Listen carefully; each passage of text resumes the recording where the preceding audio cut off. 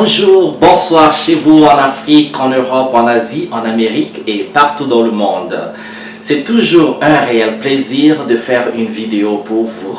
Merci de vous être connectés pour suivre cette vidéo. Mais avant de continuer, n'oubliez pas de vous abonner à cette chaîne en Afrique et ailleurs et de mettre des pouces comme ça, j'aime, ou encore, peut-être pas, mais aussi laisser des commentaires, toujours dans le respect, ok?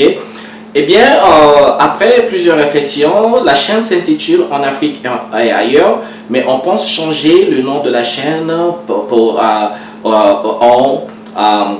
et l'intituler En Afrique et en diaspora. Ok, c'est juste une petite annonce comme ça, donc ne soyez pas surpris quand le nom de la chaîne passera de En Afrique et ailleurs à En Afrique et en diaspora. Voilà, on expliquera plus tard dans une autre vidéo. Aujourd'hui, comme d'habitude, vous savez, je m'intéresse toujours à cette condition africaine. Donc, on est dans le social, dans le politique, le culturel aussi. Bon, on va parler aujourd'hui des langues. Les langues africaines et aussi des langues venues d'ailleurs.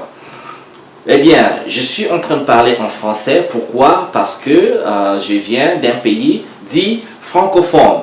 C'est bizarre quand même. Hein? Les pays africains aujourd'hui sont appelés soit pays francophones, pays anglophones, pays lusophones, ou pays, voilà, tout pays qui parle une langue européenne. Ça fait bizarre quand même parce que l'Afrique est une ancienne civilisation. Les Africains sont en Afrique depuis des milliers d'années. Si on dit que l'Afrique est le berceau de l'humanité, et donc le premier homme est apparu en Afrique. Et vous savez très bien que l'Afrique est un continent riche dans sa diversité culturelle et aussi linguistique. Il y a des milliers, il y a plus de 1000 langues en Afrique. Ok, plus de 1000 langues. Ok. Moi, je viens du Congo-Brazzaville. On compte pratiquement 300 langues et dialectes. Et si on va du côté de la République démocratique du Congo, il y en a près de 500. Et on ne parlera pas du Nigeria, le Niger, le Ghana, le Cameroun, Gabon et un peu partout en Afrique. Il y a plusieurs langues. Et on dit pays francophone, pays anglophone. Donc il faudrait un peu corriger ça parce que ça nous fait toujours retomber dans ce truc, oui, l'Afrique appartient à l'Europe. Mais non, l'Afrique n'appartient pas à l'Europe et la colonisation est une chose du passé, ou devrait être une chose du passé, n'est-ce pas? Eh bien, nous sommes encore en train de nous battre sur les stéréotypes, nous battre encore sur ce néocolonialisme. Parce que le français que je parle est la dernière langue en fait que parlent les Africains, les Congolais ou les Africains où les Français sont passés. Ok, c'est la dernière langue. Pourquoi? Parce que il y a des langues avant le français. Et des langues chez moi, par exemple, il y a déjà je parle Lingala, Mbote Nabino, Lingala, je parle Munurutuba, Mbotiabeno, Mukezonza Munurutuba, je parle Lari, Mbotezeno, Aboe Kolele. Bon, et du côté de mon père, donc il y a le Tsangi. Du côté de mon père, et donc en Tsangi je dirais Wemisoua, et vous répondez Nawe.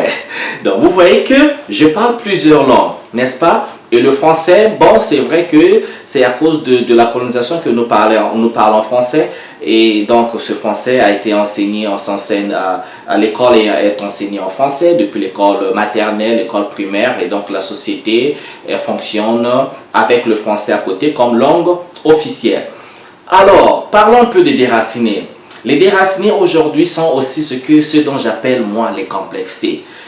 Est-ce que vous trouvez normal qu'un Africain né, grandi en Afrique, ne parle pas une seule langue de son pays?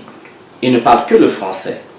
C'est un vrai problème. Oui, j'en connais, bien sûr. Il y a des gens nés, grandis dans leur pays, comprennent à peine les langues de chez lui et parlent que français.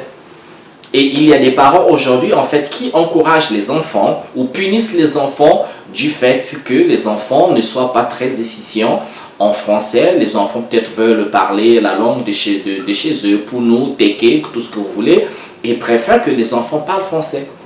Et ça fait même objet de moquerie quand une personne ne parle pas bien français. Quand quelqu'un parle français, au lieu de mettre le, on met là et tout le monde se rigole. Oui, il a mis le, il ne sait pas parler français, il confond les articles. C'est drôle. Au lieu de dire la maman, on dit le maman, et tout le monde sait, vous devenez la risée de tout le monde. Et c'était un problème. Parce que moi, je pense qu'on devait être fier quand on maîtrise la langue de chez soi plutôt que la langue étrangère. Il faudrait à la base commencer par apprendre les enfants les langues de chez eux parce que c'est un vrai danger de ne pas connaître la langue de chez soi et connaître une langue étrangère. Vous ne trouvez pas, non? Et parce que pour une raison ou une autre, c'est aussi pour des raisons politiques, mais en fait, nous devions enseigner dans nos écoles, depuis l'école maternelle, depuis l'école primaire, des langues de chez nous. On devait choisir soit le Lingala, le Monokutuba, encore d'autres, pour ceux qui sont dans les parties, on parle d'autres langues comme le Swahili, le Peul, mais ça devait être enseigné dans les écoles. Langue et parler, tout comme écrire, apprendre l'orthographe, la grammaire de ces langues-là depuis le bas âge, ce qui fait en sorte que nous nous retrouvons avec les langues de chez nous que nous ne parlons pas seulement, mais que nous pouvons écrire, n'est-ce pas?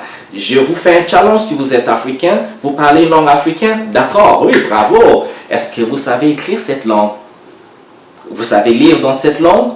Est-ce que vous êtes aussi rapide dans la lecture de cette langue africaine que dans la langue française ou langue anglaise, ce que vous voulez? Vous voyez, est-ce que vous êtes capable de compter dans la langue maternelle de 0 jusqu'à 100, à 1000, 2000 dans votre langue? Moi, j'ai des difficultés parfois. Je peux dire en lingala, moi comme ibale, misato, mine, après on commence à réfléchir. Est-ce que vous pouvez faire une dictée de 10 pages ou encore, disons, une dictée d'une page, voilà, pour simplifier les choses, dans votre langue maternelle. La langue de votre papa, la langue de votre maman, la langue de vos ancêtres. Est-ce que vous pouvez le faire? Eh bien, si vous ne pouvez pas, voilà le problème. Vous réfléchissez-vous en français, en anglais, ou réfléchissez-vous dans la langue de chez vous? Quand vous faites les rêves, est-ce que les rêves sont en français ou les rêves sont dans les langues de chez vous?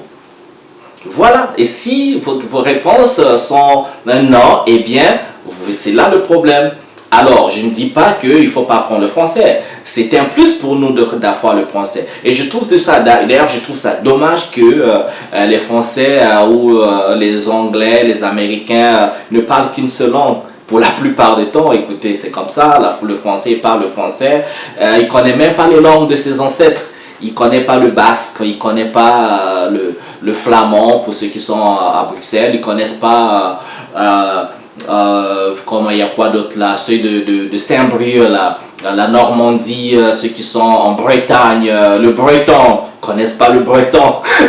Alors nous, Africains, on connaît nos langues et nous avons en surplus. Nous avons le français, l'anglais, l'espagnol, l'italien et tout ce que vous voulez. Donc c'est nous en fait qui sommes riches. C'est tout à fait normal que nous apprenions ces langues. Je ne dis pas qu'on ne doit pas apprendre, déjà ça fait une richesse. Mais apprendre ces langues, c'est bien, mais vous ne pouvez pas apprendre le français, l'anglais autre sans connaître votre langue.